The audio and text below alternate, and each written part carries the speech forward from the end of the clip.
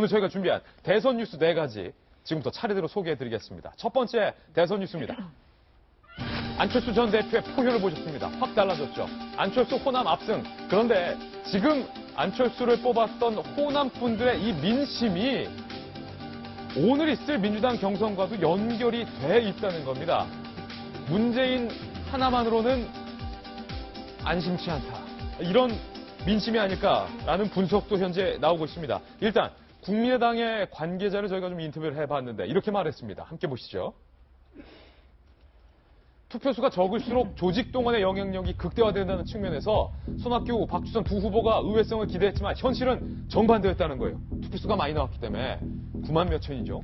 호남이 이번 이변보다 적극적으로 안정성에 방점을 찍고 투표를 한 것이 안철수에겐 가장 큰 승리 요인일 것이다. 이렇게 분석을 내놨고요.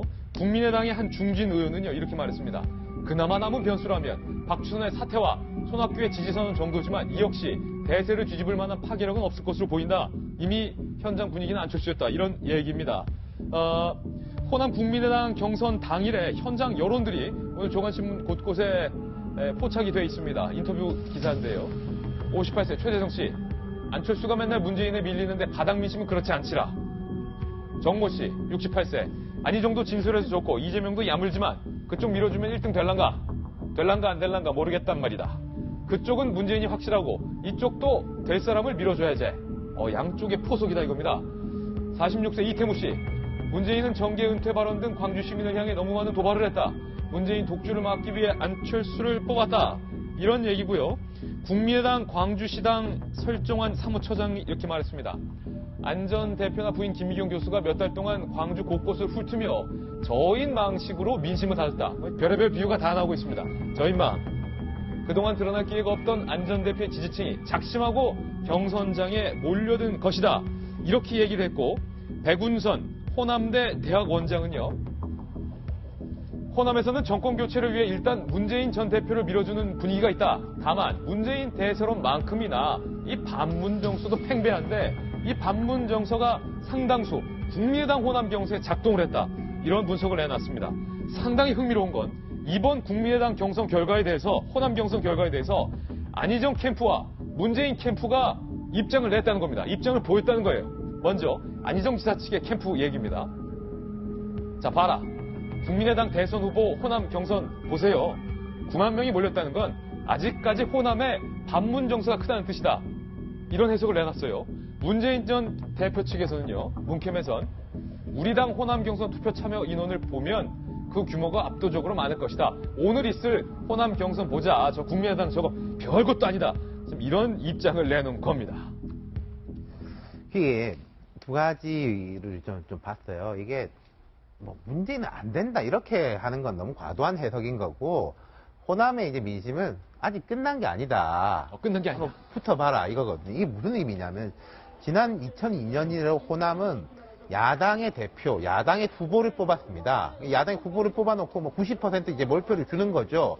그래서 이제 본선에서 이기느냐 지느냐는 호남의 표심보다는 다른 지역의 표심에 달려있고 호남은 어떻게 보면 기본, 야당의 이제 기본 주머니 속에 있는 현찰이었는데 이번에 호남은 야당의 후보만 뽑는 게 아니라 대통령까지도 뽑게 될 가능성이 매우 높아요. 야당의 후보와 그와 경쟁할 후보. 그렇죠. 지금 이제 둘 다 야당이지 않습니까, 예. 원래. 그러니까 1, 2위 후보를 붙여서 이제 결선에다가 우리가 호남에 다 올려놓겠다. 그리고 여기에서 결국은 누가 되느냐도 우리가 선택하는 사람이 될 것이다. 아까 호남의 현실적 투표로 말씀해 주셨지만은 지난 이제 10여 년간은 예선 때는 열심히 하다가 본선 들어가면 여기 어차피 나한테 오니까 잘 오지도 않아요. 후보들이 오지도 않고 하는데 이제는 끝까지 예. 우리한테 이제 구애를 해야 될 것이다. 아니 대선 후보 부인들도 1박 2일로 계속 호남에 머무른 분도 그러니까 많아요. 이제는 끝까지 예. 우리한테 이제 구애를 해야 될 것이다라고 붙여주면서 그러기 위해는 이제 안철수라는 카드, 안철수에 대한 지지뿐만 아니라 거기에 대해 이제 전략적 카드로 선택을 하는 것이고 그게 이제 표출됐다고 볼 수 있고 이게 이제 민주당 경선에 오늘 어떤 영향을 미칠 거냐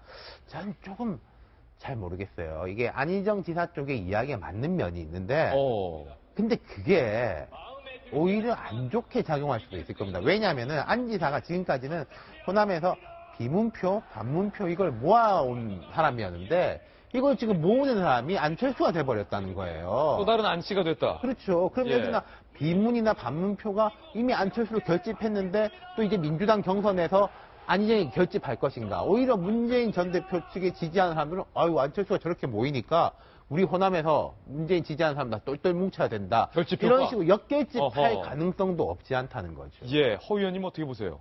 일단 국민의당의 본선 진출 대표는 일단 안철수 후보로 굳어지는 것 같죠. 아까 안재훈 대표 말대로 안철수 문재인 싸움이 현실화된다라는 게 이제 현실화될 것 같은데, 저는 일단 국민의당 내에서는 너무 그 손학규 후보나 박주선 후보가 그 안철수 후보하고는 좀 별다른 차별성을 주질 못해서 사실은 예상된 결과인데, 너무 이제 호남 경선에 흥행이 돼버리니까 안철수 효과에 대해서 다시 한번 생각하는 그런 계기가 된 것 같습니다. 여기에는 뭐 아까 얘기했던 반문 정서 같은 것도 지배적인 것 같고, 그래서 저는 이 대목에서 과연 안철수의 본선 경쟁력이 얼마나 있을까 이런 말씀을 드리고 싶은데, 지난번에 제가 얼핏 안철수 대표가 드디어 한국말을 하기 시작했다. 드디어 한국말을 하기 예, 시작했다. 그러니까 그동안에 안철수 대표가 보여주었던 행보라는 게 이게 중도라는 간판 아래서 좌인지 여기에 대해서 상당히 오락가락하는 행보를 많이 보였거든요.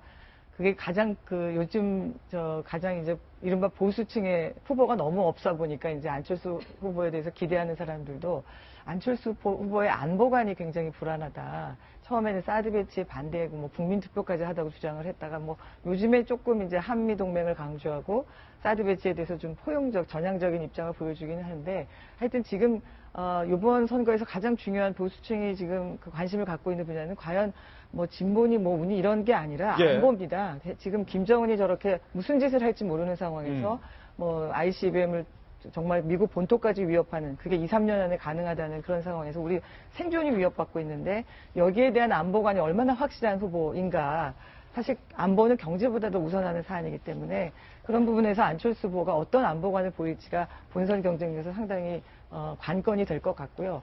또 지금 국민의당에서는 물론 저렇게 흥행을 했지만 지금 지지율 보면은 한 15% 정도 예. 머물고 있어요. 그래서 이 15% 장벽을 얼마나 넘어서 확장성을 보여줄 수 있을지, 그게 좀 관건일 것 같습니다. 윤태곤 실장이 송건 변호사님, 끝날 때까지 끝난 게 아니다라는 메시지를 호남 시민분들이 이른바 문재인 전 대표에게 던진 것이다, 이런 해석을 내놨어요. 저는 그 표현을 균형 감각이라고 표현하고 싶어요. 그게 균형 감각이에요. 네.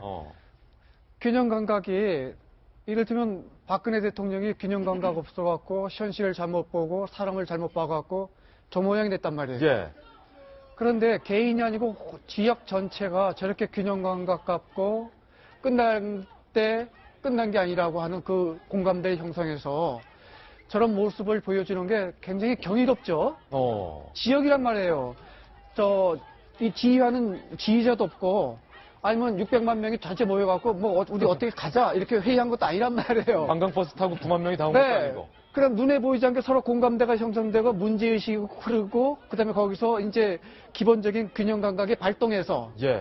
이쪽은 안철수, 그렇게 보면 나는 저쪽은 문재인으로 확 쏠릴 가능성이 굉장히 크죠. 어허. 그래서 양쪽을 진짜 그야말로 서로 견제하게 해서 지역과 국가를 위해서 누가 더 경쟁하느냐 보자, 이런 감각이 굉장히 중요했다고 생각해요. 그 점에서 보면 저는 참 개인적으로, 저는 호남 출신은 아니지만 참 매력적인 그 지역이라고 저는 생각해요. 그렇군요. 네. 첫 번째 대선 뉴스는 바로 호남에서의 국민의당 압승 결과였습니다. 안철수 전 대표의 압승 결과였습니다.